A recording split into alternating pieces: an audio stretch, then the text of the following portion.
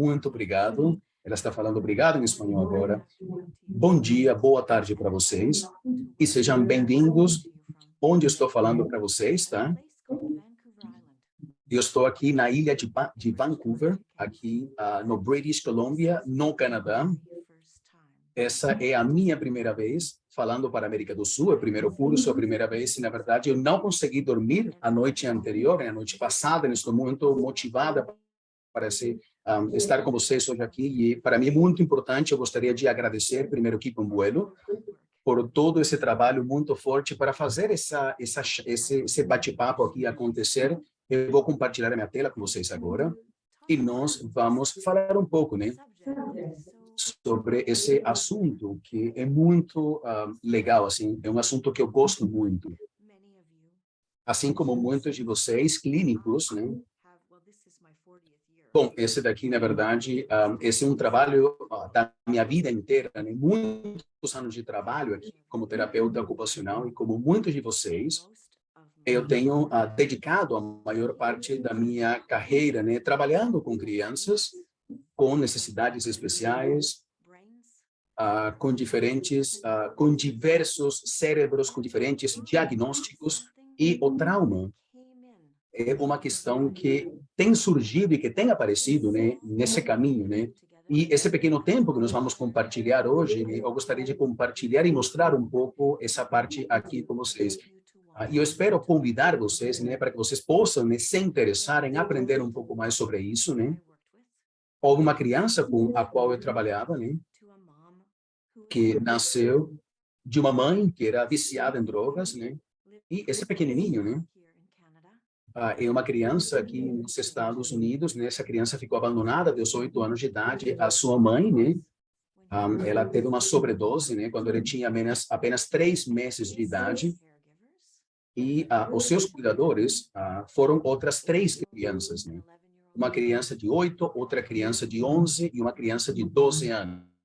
Vocês podem imaginar essas 4 crianças, né? Morando nas ruas aqui do Canadá.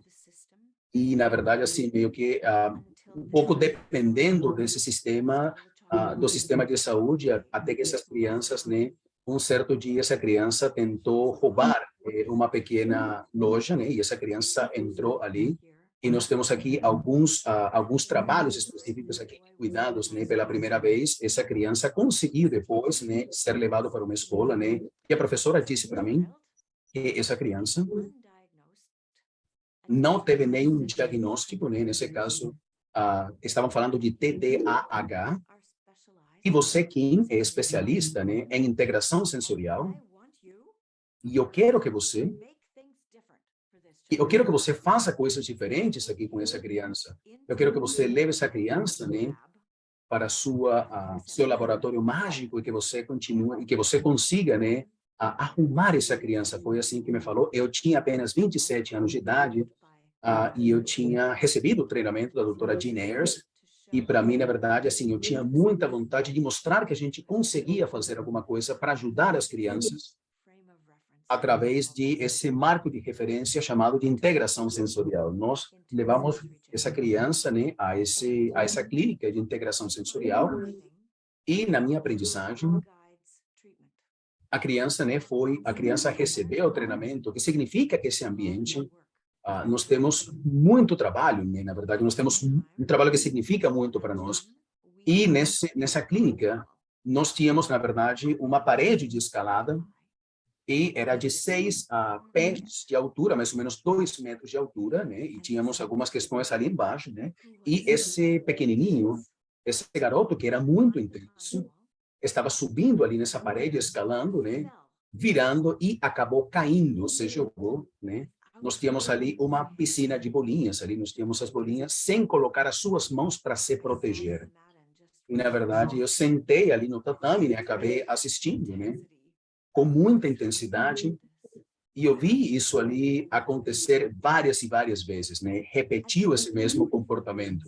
No final da sessão, no final dos 45 minutos, esse pequeno garoto estava, na verdade, suando muito e estava com muita frustração, mas ele parecia um pouco diferente. Ele estava presente ali, e ele estava um pouco mais quieto ali no seu próprio corpo. E ele estava ali, ele estava se jogando, na verdade, no tatame em formas diferentes, né? E essa pequena criança, na verdade, acabou mudando um pouco a minha vida, né? Essa criança saiu dessa sala de terapia e voltou ao lugar, né? Na unidade onde ele tinha sido deixado, e ele tentou se pendurar, na verdade. Ele não conseguiu, e ele conseguiu depois falar com a gente, né? Que nessa experiência de muitas sensações, ele lembra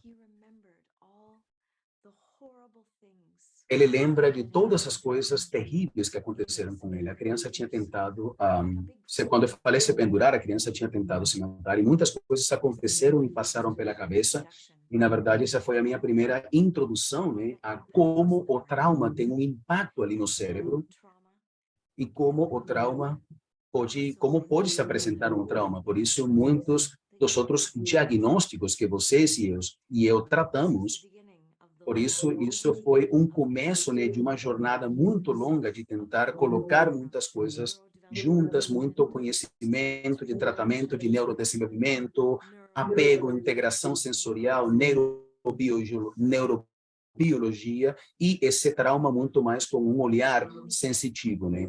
O trauma, na verdade, está no olho da pessoa que está experimentando, que está tendo essa experiência.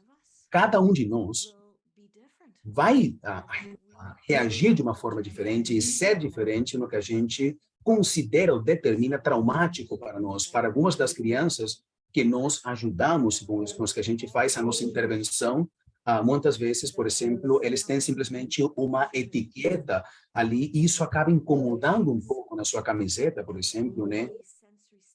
E todos esses estímulos sensoriais, né, eles estão decodificados no cérebro muito mais como uma ameaça. E uma ameaça pode ser uma experiência muito mais ligada a uma questão traumática, a um trauma. Por isso, as crianças no espectro autista, né, elas simplesmente estão tentando ali, simplesmente o fato de viver por si só pode ser muito traumático dessa perspectiva, né?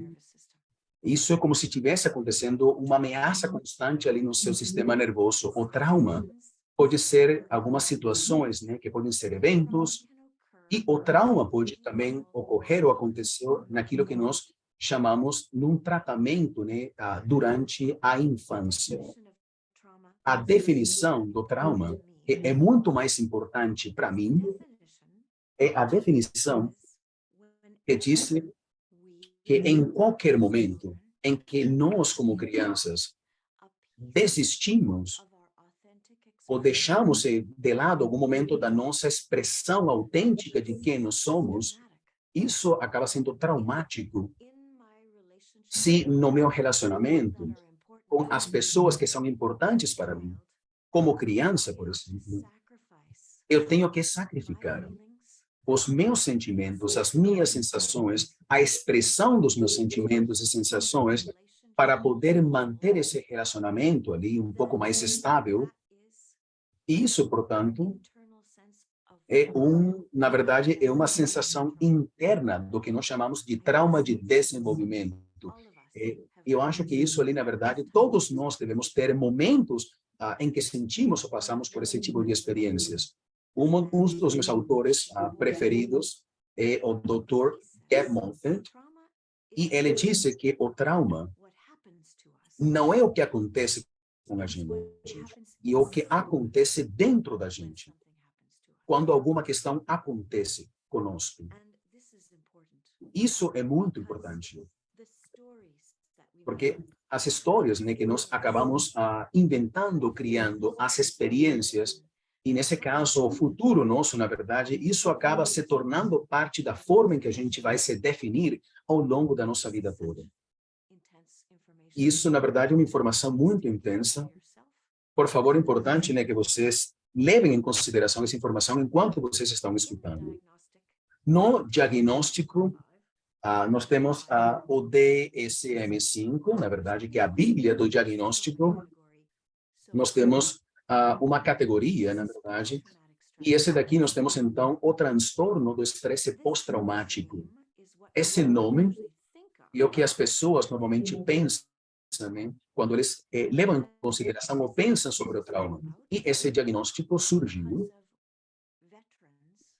porque normalmente, né, os traumas que nós temos por alguns trabalhos, né, algumas experiências, ou reexperimentando, quando a gente tem esse flashback, tendo constantemente esses estímulos, né, esses gatilhos das experiências da guerra, por exemplo, que normalmente acabam sendo viciantes, né? Acabam sendo viciantes como uma alternativa compensatória. Portanto, esse transtorno do estresse pós-traumático é apenas um tipo de trauma. Ao longo dos últimos anos, a nossa empresa, né, teve a honra, né, de ajudar muitos indivíduos na Ucrânia, principalmente no ano passado. E o que nós temos visto é que na guerra, por exemplo, nós temos duas respostas diferentes ao trauma. Na foto que vocês estão vendo, nós temos, de um lado, nós temos aqui um soldado, e do outro lado nós temos a esposa desse soldado. Quando a gente está dentro, né, na cena de um evento, uma guerra, um tsunami, um terremoto, por exemplo, esse terror, né, que acontece normalmente, né, é uma espécie de choque que o cérebro pode experimentar enquanto você está nessa situação.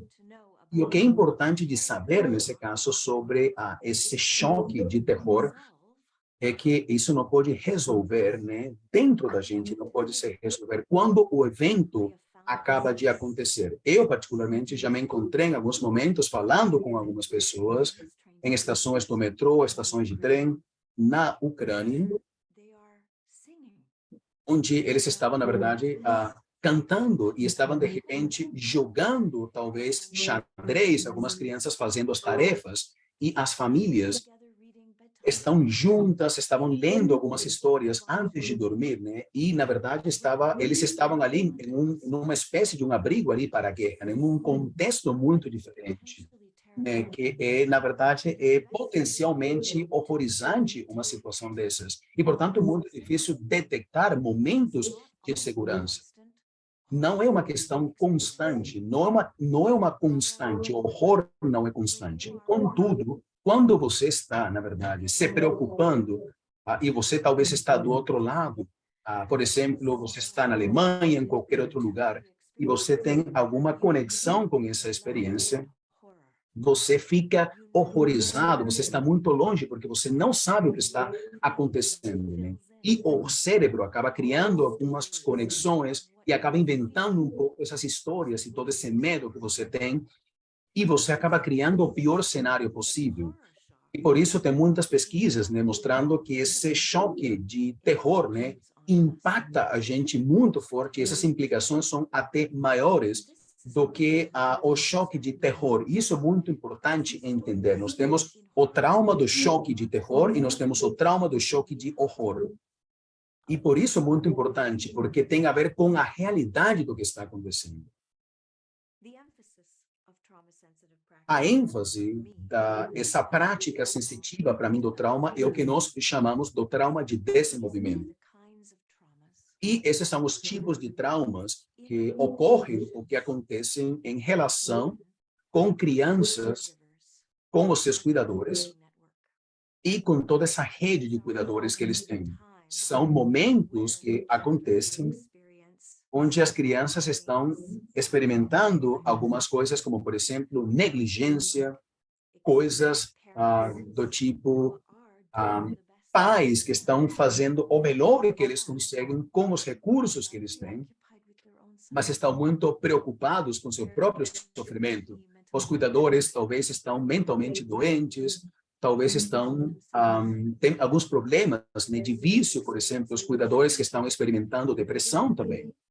Talvez eles podem experimentar ou passar por uma situação de pobreza também, e essas crianças podem também sofrer, por exemplo, abuso físico, abuso verbal e talvez um abuso sexual. E, na verdade, nesse momento eu estou na metade, eu gostaria de dizer que eu estou no final de escrever um capítulo sobre esse assunto aqui, a partir da perspectiva da terapia ocupacional, num livro que vai sair, que vai chamar Trauma e Dissociação na Infância. E, portanto, nós estamos tentando ver, né, todas essas formas, né, e todo esse contínuo ali desse trauma de desenvolvimento das crianças e o impacto que isso tem ao longo da vida toda. Essa imagem que eu estou mostrando para vocês é muito potente, né? Porque vocês estão vendo crianças dentro dessas conexões aqui. E nós estamos, na verdade, preparados com todas essas conexões que nós temos. E mesmo nas situações muito mais desafiadoras do trauma de relacionamento, o nosso cérebro ainda consegue reparar, né? Ou consegue se reparar ou se recuperar ao longo da vida. E é por isso que a gente consegue acordar de manhã e fazer o trabalho que nós fazemos. O trauma vive no cérebro. O número das partes do cérebro, né, que são adaptativas, que conseguem se adaptar à exposição de trauma de estresse, na verdade, é infinito, assim, são muitos, é muito longo. Na verdade, nós temos muitos circuitos no cérebro que são afetados, né? E que acabam sendo afetados de uma certa forma, ou talvez alterados, né, por experiências traumáticas. E essas adaptações acontecem porque nós estamos desenhados para sobreviver. E esses circuitos vão nos trazer, né, ou na verdade, traz as nossas histórias ao momento presente. E por isso essas coisas que acontecem conosco como crianças vivem e permanecem nesses circuitos ali no cérebro. O trauma também mora no corpo, porque assim como vocês sabem, a mente e o corpo estão conectados e os sistemas sensoriais que são afetados pelo trauma se conectam nesse sistema dos movimentos, né? E nós vemos algumas mudanças em como as pessoas, as crianças e os adultos se movimentam. Nós vemos algumas mudanças também no tônus muscular. Nós vemos mudanças também na forma em que eles orientam os seus corpos, como eles se movimentam no mundo. E nós vemos algumas mudanças também na forma em que as crianças, né, acabam entrando com seus corpos nessa situação de luta, fuga ou congelamento. E vemos também mudanças no sistema hormonal e também, na verdade, nos genes, né? A gente vê algumas mudanças também em relação ao trauma que aconteceu, especialmente nessa infância muito mais precoce, na primeira infância.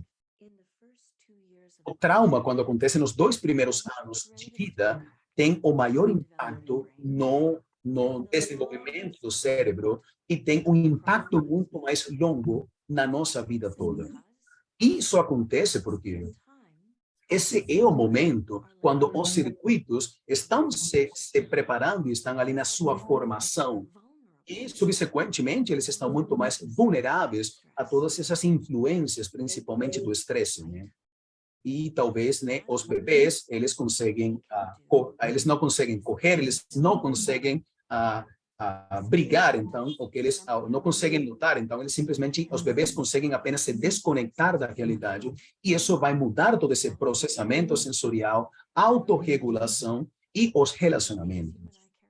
As coisas que você e eu nos preocupamos no nosso trabalho. Nós sabemos, e eu sei, e agora estou começando a aprender, eu sei que vou aprender, espero cada vez mais e mais e mais, sobre a história cultural, também da América do Sul, principalmente, né? E alguns dos traumas, né, que têm existido, né, dentro de vocês, nas suas culturas, na sua história, na sua experiência de vida. E nós temos um termo que nós usamos, né, principalmente na pesquisa, chamado de a transmissão transgeneracional do trauma. Isso acontece quando uma geração, especialmente na infância, está experimentando uma questão terrível, uma questão de muito horrorizante. Por exemplo, Auschwitz, na Segunda Guerra Mundial, indivíduos, né, que eram crianças, né, e eles estavam nesses campos de concentração, né, e nós vimos muitas mudanças, né, nós vimos nesses marcos epigenéticos ali do seu DNA, vimos algumas mudanças. E conforme eles foram crescendo, essas crianças, na verdade, ah, eles não conseguiam lidar muito bem com situações de estresse no seu dia a dia, né? E eles sentiam seu corpo constantemente, né? Essas crianças conseguiam, em alguns momentos, né, acabavam colapsando, né, essa capacidade para lidar com o estresse. Em situações um pouco mais estressantes, e nós temos visto muito isso, né, na pesquisa, né, de muitos sobreviventes ali do Holocausto, da Segunda Guerra Mundial. E são esses genes, na verdade, que têm mudado e eles têm sido passados de uma geração para uma próxima geração. Aqui no Canadá, isso aqui é muito importante no nosso contexto, porque nós temos uma população indígena e nós tivemos a colonização e o impacto dessa colonização na nossa população indígena tem mostrado, né, essas mesmas mudanças, né, ao nível, né, do DNA, através, ao longo dessas gerações, né, preparando as pessoas para uma certa, ou deixando essas pessoas com um pouco mais de vulnerabilidade, não apenas tem apenas essa transmissão transgeneracional do trauma, nós temos também essa transmissão transgeneracional da resiliência também. E eu, particularmente, estou muito interessada nessa questão da resiliência, no crescimento, na evolução, na capacidade humana. Ao longo, né, de todo esse trabalho, né, que eu tenho feito por muitos anos no campo do trauma, na área do trauma, eu tenho visto muito sofrimento humano, mas eu tenho visto muita capacidade humana também de desejar, de querer o que as pessoas conseguem fazer, né, quando elas estão lidando com algumas dificuldades para poder sobreviver e basicamente para prosperar também.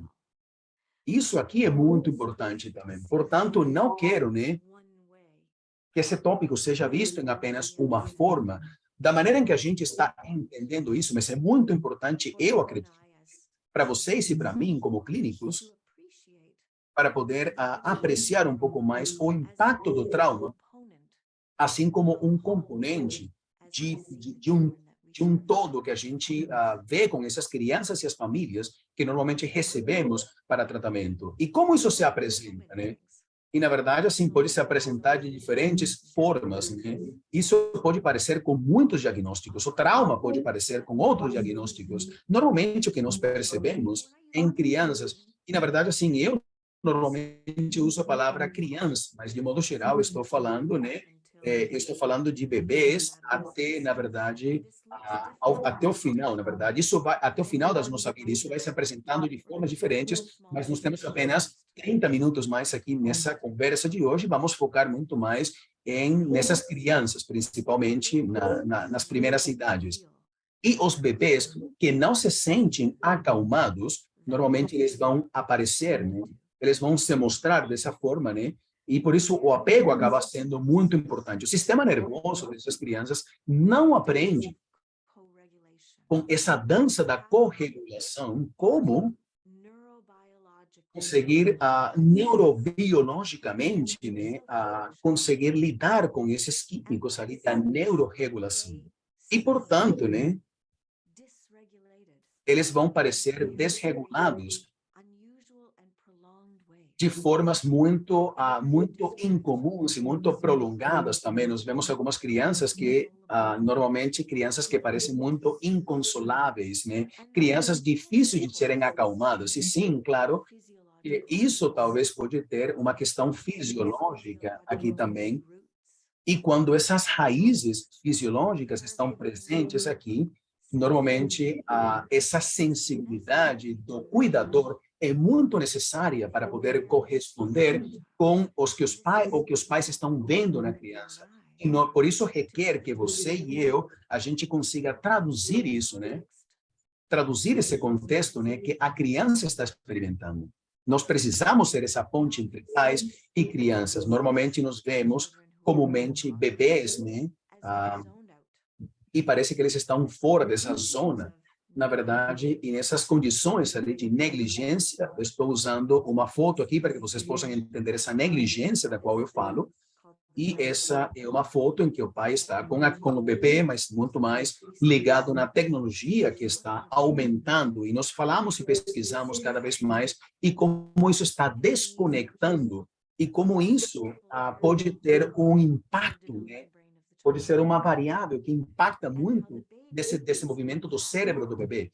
E quando essa criança é deixada, né, para tentar entender, compreender por si só como estar no mundo, sem ter alguém para que possa estar ajudando, cuidando ali essa criança, né?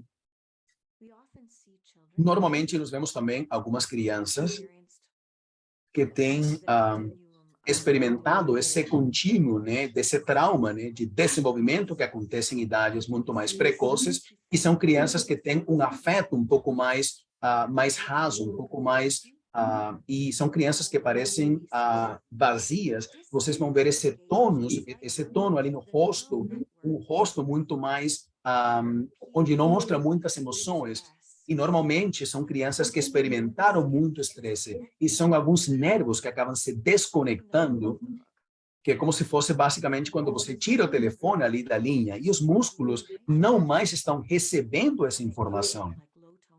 E por isso parece que eles têm um baixo tônus no rosto. Isso tem algumas implicações na fala, tem implicações também na alimentação, principalmente, e tem uma implicação muito forte nesse engajamento e participação social. Normalmente, nós vemos essa questão muito mais vigilante nos olhos, né? Se o cérebro aprende que a ameaça está presente, portanto, agora nós temos então no cérebro, né, um ponto importante que é muito diferente da segurança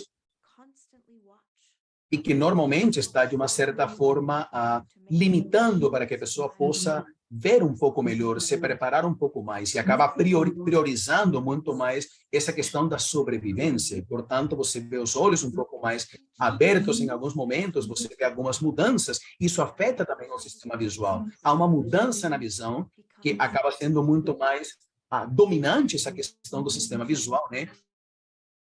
E a visão acaba, de uma certa forma, né, sendo fundamental. Os olhos estão escaneando, na verdade, né? E o cérebro está orientando para onde está o perigo, muito mais do que focar atenção para a aprendizagem. Então, foca muito mais na ameaça e muito menos em aprender.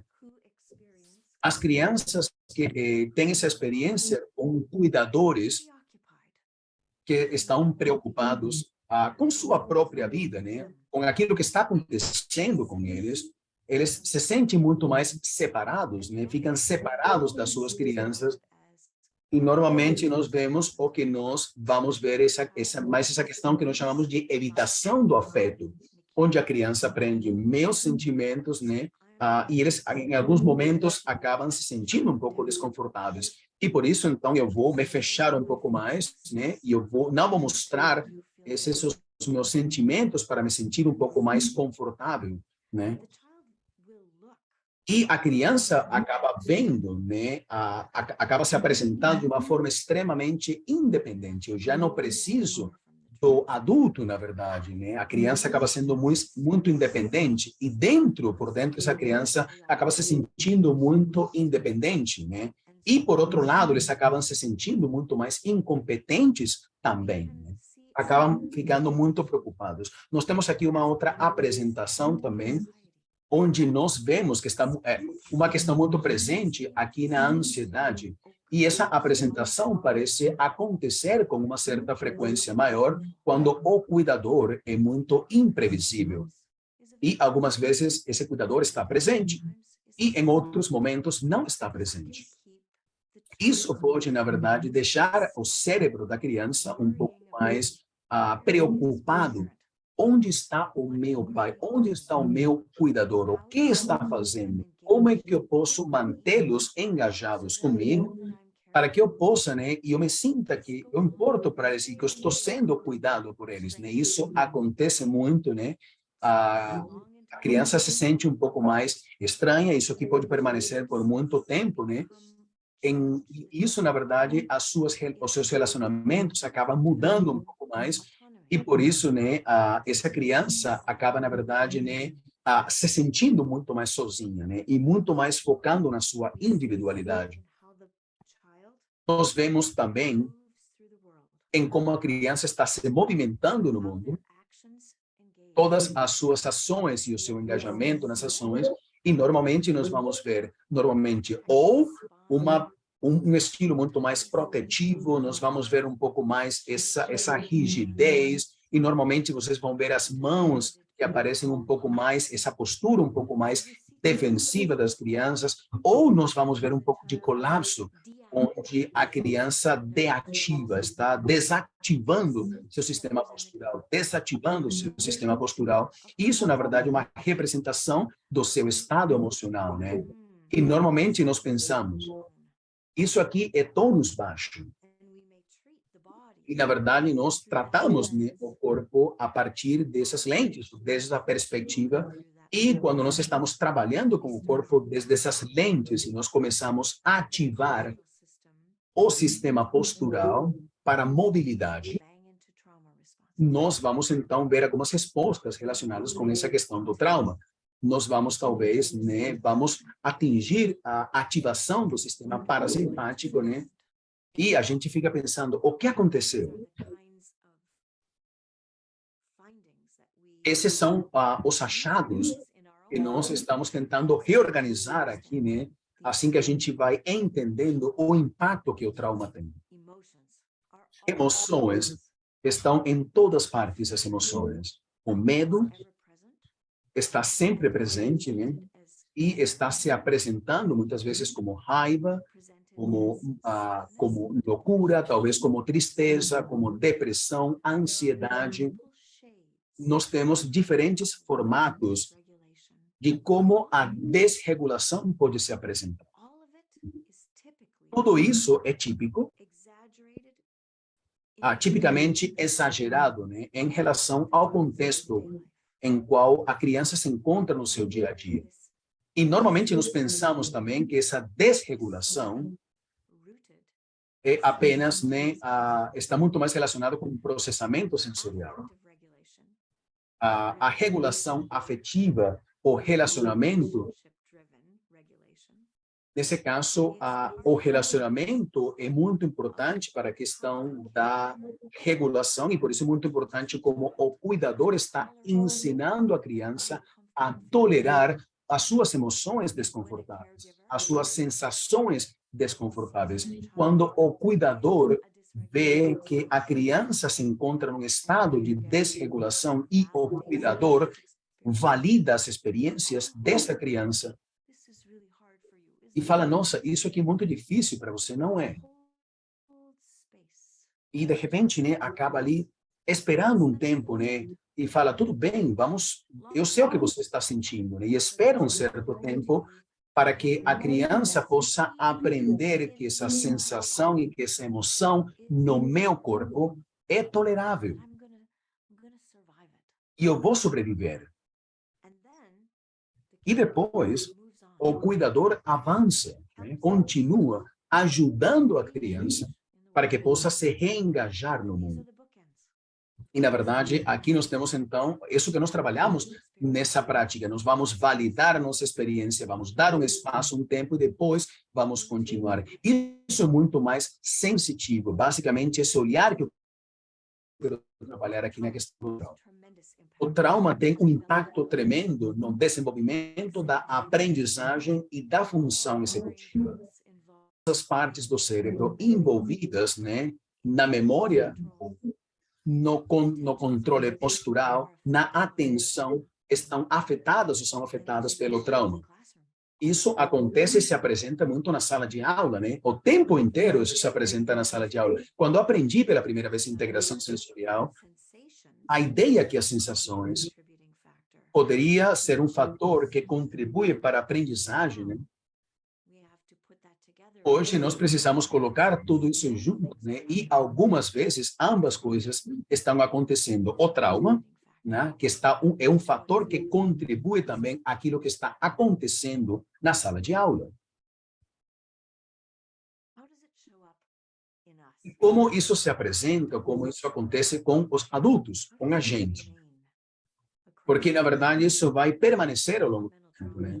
O trauma do desenvolvimento acontece nos adultos ou se apresenta, né?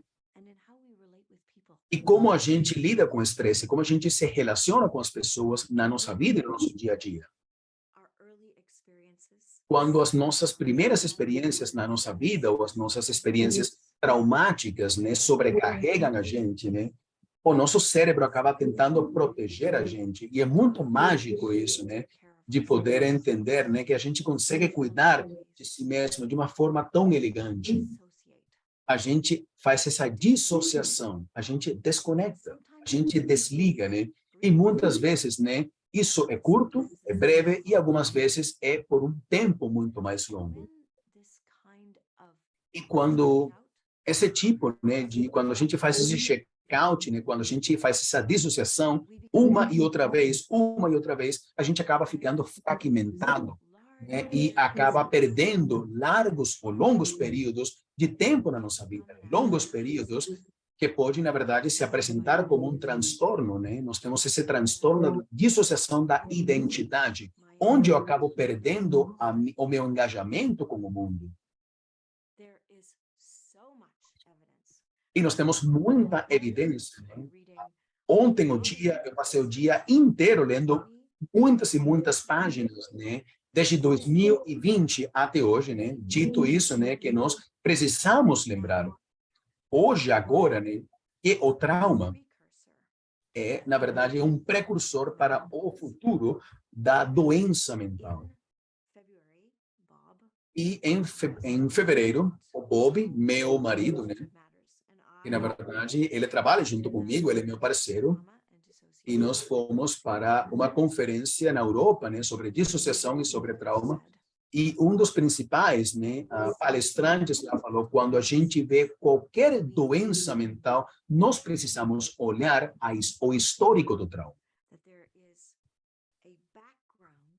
Porque nós temos, né, muitas evidências e nós temos muita questão importante e nós temos uma conexão muito grande, né, do trauma na maioria ou em quase todas as doenças, né, mentais, né, nessa questão da saúde mental. Por isso é muito importante revisar o histórico, nós precisamos ver todos os outros fatores que podem contribuir. O trauma, normalmente, é um dos pontos mais importantes que atinge o nosso sistema nervoso, né, esse sistema da mente e do corpo, né, que vai levando os indivíduos, né, para esse problema de saúde mental. O trauma do desenvolvimento é frequentemente, né, um precursor também para a adição, né, assim como algumas outras doenças físicas também. Uma dessas oportunidades muito interessantes que eu tive, ou que eu tenho nesse momento, eu nunca me imaginei, na verdade, assim, a cuidar ou ajudar, né, por tantos anos e por muito tempo, né, trabalhando como consultora, agora, por exemplo, para uma instituição que ajuda, né, esses indivíduos que ficaram abandonados, que moravam na rua, que foram viciados em drogas, que têm diagnósticos de saúde mental, que têm alguma doença crônica e que precisam de ajuda médica, cuidados médicos. E em toda essa questão complexa, né, em todo esse conjunto complexo de oferecer serviços e trabalho, é muito difícil, né, do ponto de vista ou da perspectiva de uma instituição, né, para poder entender como interagir com todas essas complexidades. E essa visão sensitiva, né, do trauma que eu quero trabalhar, e eu espero que, nesse caso, que todas as pessoas, né, de modo geral, possam interagir com os seus residentes, né, que estão, na verdade, vivendo, né, ou morando, né, lidando com essas pessoas e cuidando de tantas dificuldades pelas quais essas pessoas estão passando. Nós não estamos desenhados para ser sempre racionais, né?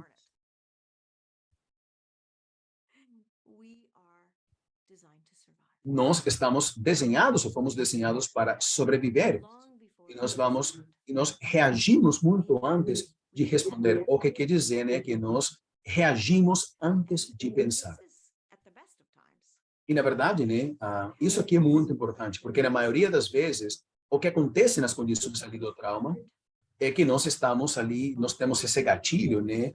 As nossas respostas, né, estão muito mais preocupadas nessa questão, né? E a gente acaba chegando nesse espaço ali, nesse momento ali de uma ativação é muito mais forte, né? E é muito mais difícil quando você tem um histórico ali de um trauma do desenvolvimento, né? Para poder fazer essa pausa, pensar, etc. Para entender por que uma outra pessoa está fazendo o que está fazendo. Eu devo parar, pensar antes, e nesse caso, de agir, né? Nós temos aqui a amígdala, é a minha estrutura favorita do cérebro, e esse é o local onde as sensações e as emoções se encontram.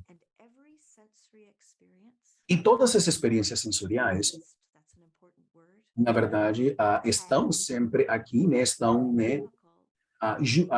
Um químico que vai torná-la como uma experiência muito mais ameaçadora ou uma experiência segura. E a amígdala quer saber que cada milissegundo da sua vida esteja, né, levando isso, né, afastando um pouco essa ameaça, se sentir seguro ou entender que nós estamos em perigo. E por isso a amígdala está enviando informações para o hipocampo para deixar o seu cérebro e a sua memória, né, para fazer com que a sua memória e o seu cérebro nunca esqueçam o potencial de uma ameaça.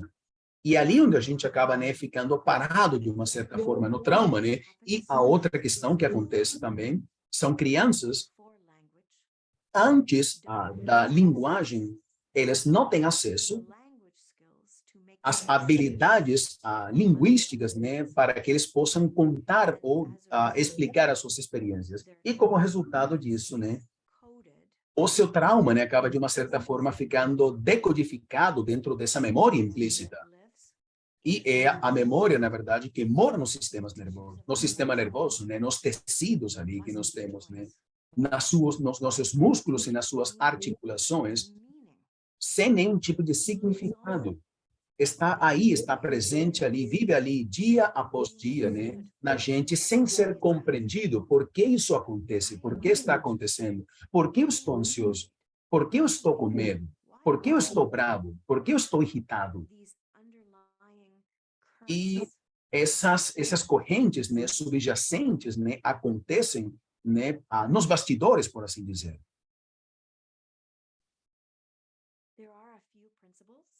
Nós temos alguns princípios que, se vocês se interessam muito aqui nesse tópico e vocês escutar, na verdade, da série do curso que eu tenho sobre esses princípios sensitivos do trauma, vocês vão aprender muito mais e ter mais detalhes. Esses princípios são críticos, são fundamentais de como a gente consegue avançar para essa sensibilidade na nossa prática. Número 1 é apreciar que sempre há um motivo para que as pessoas façam o que estão fazendo. E estar curiosos, né, sobre isso, ficar curiosos sobre isso, para tentar promover uma cultura de conforto e de segurança que nós estamos tentando trabalhar para poder criar espaços de relacionamento, espaços ambientais ali e algumas tarefas, né, que a gente dá ou passa para as crianças, onde eles consigam se sentir seguros. Nós queremos tentar, né, evitar algumas situações que são potencialmente retraumáticas.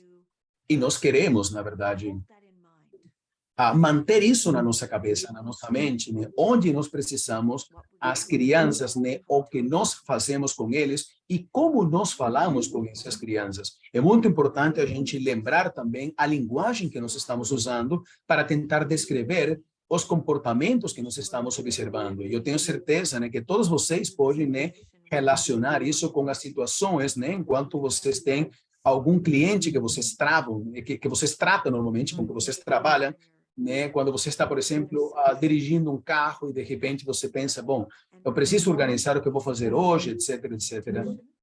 E, na verdade, eu gostaria de invitar ou convidar vocês, né, para que vocês fiquem um pouco mais curiosos, né, sobre essa criança, por que acontece isso com essa criança, sobre esse pai. E por que tão difícil para mim? E como é que eu consigo relacionar isso com o meu trauma? E quando a gente observa as crianças, né, a gente sempre quer ver o que eles podem fazer. Como os comportamentos e esses desafios, comportamentos difíceis, ajudaram essa criança a sobreviver. Como esses comportamentos que nós vimos como comportamentos difíceis ajudam para proteger essa criança. E são essas as lentes, né, desses pontos fortes de uma forma muito mais positiva que a gente quer lembrar e precisa lembrar que o relacionamento que nós temos com as crianças é o nosso superpoder.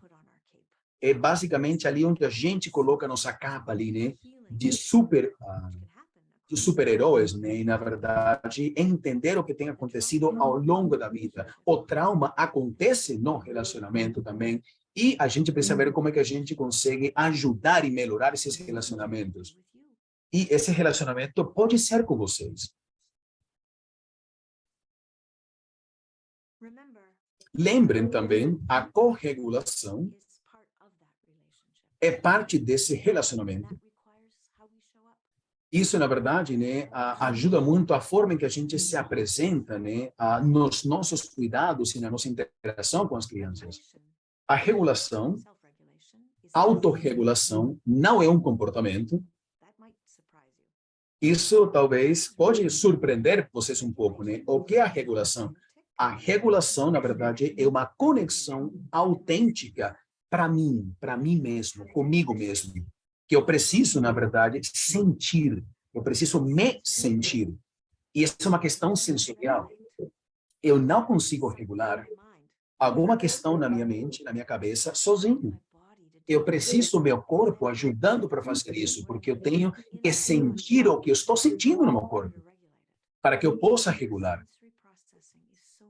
O processamento sensorial é fundamental para esse processo de regulação, independentemente de onde a desregulação começa. No relacionamento, nós temos esse ingrediente chamado de sintonização, de sintonia.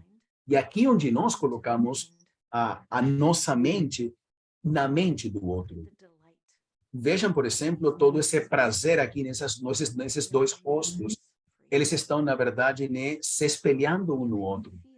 E você pode sentir, você pode ver quanto eles estão sentindo um pelo outro ali. Essa é a formação daquilo, desses sentimentos, né, desses sentimentos autênticos, do si mesmo, do si próprio, de você mesmo. Nós temos essa validação de acalmar, nós já tínhamos falado sobre isso, né? Levem um momento, tentem ter um momento, né, uma pausa. Lembrem a criança, né, que qualquer coisa que eles estejam sentindo, não importa o que eles estão sentindo, vocês receberam essa mensagem, vocês entenderam isso, certo? É uma questão dessa comunicação é fundamental ali também. Você ajuda, né, segurar um espaço, promover um espaço para que a criança consiga aprender a estar, aliás, vocês vão ajudar a criança para que aprenda a estar confortável em experiências desconfortáveis. É assim que a gente consegue ajudar com os sentimentos, com as sensações, com as frustrações também, com essas sensações, os sentimentos de estar ferido, de se sentir mal. E por isso é importante ter essa experiência, né? Como a outra pessoa está vendo e entendendo que nós temos um momento difícil. O conflito é importante também. O conflito é presente ali e em alguns momentos vai nos dar a chance de poder reparar, ajudar e talvez aumentar ou expandir essa resiliência, né? Ironicamente, o conflito, se a gente se coloca no conflito desde uma perspectiva do desejo de tentar manter o relacionamento, né, funcionando bem, é um das habilidades humanas, ou das habilidades que a gente tem, das mais potentes, né? Nenhuma criança consegue prosperar, né, sem suas próprias barreiras e sem a sua contenção. A gente precisa dizer o que está bem e o que não está bem. E por isso nós temos, em alguns momentos, né, na verdade, as barreiras se tornam muito difíceis ou desafiadoras quando a criança recebe a mensagem e sente que estão sendo punidas, né? Quando a criança sente que ela é má. E nós queremos que as crianças aprendam que o comportamento não está bem, mas que eles estão bem, que tudo bem com eles, né? E que eles são amados apesar do seu comportamento, e a gente avança, a gente continua dessa forma. E essa questão ali, essa jornada, essa viagem ali do relacionamento, eu sei que muitos de vocês estão nos escutando, não estão apenas escutando do ponto de vista desse papel de clínicos, vocês estão talvez se colocando, ou estão escutando no papel de pais, de irmãs, muitos talvez se estão colocando no lugar de parceiros, né? Essa informação chega para todos nós, né? Como humanos, não importa se nós estamos experimentando algumas dificuldades nos nossos relacionamentos. O que importa basicamente é que o que interessa é a reparação, né? É a reparação que vai nos ajudar para preparar e para ter um relacionamento que possa prosperar, que possa avançar. Portanto, que essa prática, o que significa essa prática sensitiva do trauma? É basicamente essa habilidade não apenas de ser legal. Nós temos um mito. E, nesse caso, o trauma está informando essa prática muito mais sensitiva, né? E nós temos mais essa parte aqui, né? Nós temos essa questão de nutrir, de reconhecer, ou de aprender e de avançar. E com tudo isso, né? Com toda essa compreensão, basicamente, do desenvolvimento do trauma, nós vamos conseguir ajudar as crianças que nós trabalhamos e que nós vemos para que eles possam desenvolver a resiliência, para que possam ter essa capacidade, essa competência, né? E em todo esse trabalho que nós fazemos, autocompaixão é um requisito. Quando você está entrando no mundo, né, do trauma, e você está escutando, e você está se abrindo para se conectar e se sintonizar com o sofrimento, o trabalho é muito difícil. E a autocompaixão é muito importante, ajuda muito a gente, é muito importante, é um requisito para nós mesmos. E eu vou deixar vocês agora com uma mensagem. Lembrem de cuidar de vocês. Nós não podemos, na verdade, né, esvaziar uma xícara vazia, né? E, portanto, a gente não pode ajudar alguém se a gente não está cuidando de nós mesmos. É muito importante estar bem conosco, né, consigo mesmo, para poder ajudar os outros. Muito obrigado. Muito obrigado por terem vindo, por terem participado aqui nessa tarde de sábado, né, de ter participado aqui conosco. E a gente convida vocês, né, para que vocês possam se juntar, né, aos nossos. Nós temos um código aqui onde vocês podem receber algumas informações, alguns complementos, algumas informações complementares aqui. E vocês, na verdade, podem entrar no nosso site e ver muitas informações, e vocês podem usar o Google Tradutor, assim como eu faço quando entro, por exemplo, no site, né, nas páginas ali em português e em espanhol. Portanto, estou convidando para que vocês possam, então, visitar a gente também em todas essas páginas aqui que eu estou passando para vocês.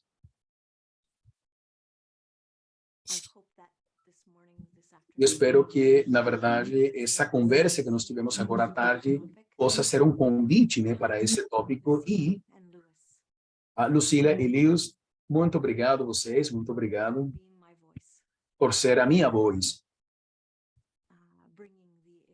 e poder trazer toda essa experiência, ou levar essa experiência para os outros participantes.